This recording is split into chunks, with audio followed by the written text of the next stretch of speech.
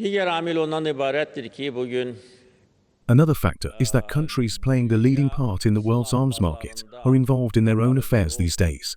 They are busy trying to satisfy their domestic needs. Therefore, there is a natural shortage in the world arms market.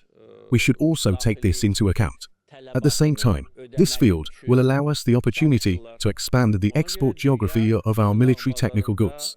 Today, Azerbaijan exports products of the military-industrial complex to dozens of countries, and this geographical reach is expanding by the year. This is a part of our negotiations with a number of countries, including talks in economic and investment fields. We will become a major player in the world arms market in the near future, and we have these opportunities. You also know quite well that we have recently announced this field open to the private sector, and I am glad that the private sector has responded positively to my call. Several Azerbaijani private companies are already involved in the development of the military-industrial complex, of course, on the condition of obtaining licenses from relevant state institutions. Thus, this will make it possible to raise production in this field to the value of billions of dollars in just a few years. Another important priority is related to the protection of our borders.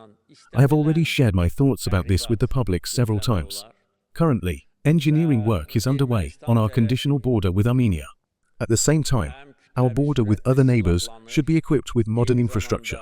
After the Second Karabakh War, the length of our conditional border with Armenia, which used to be under occupation, exceeds 500 kilometers. The natural terrain and geography of this conditional border is very difficult. It is located in very harsh places from the point of view of climate, and it is not so easy to carry out service there.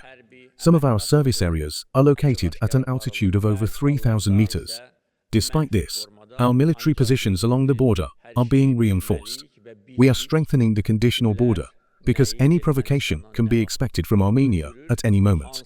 The Armenian side is getting extensively armed.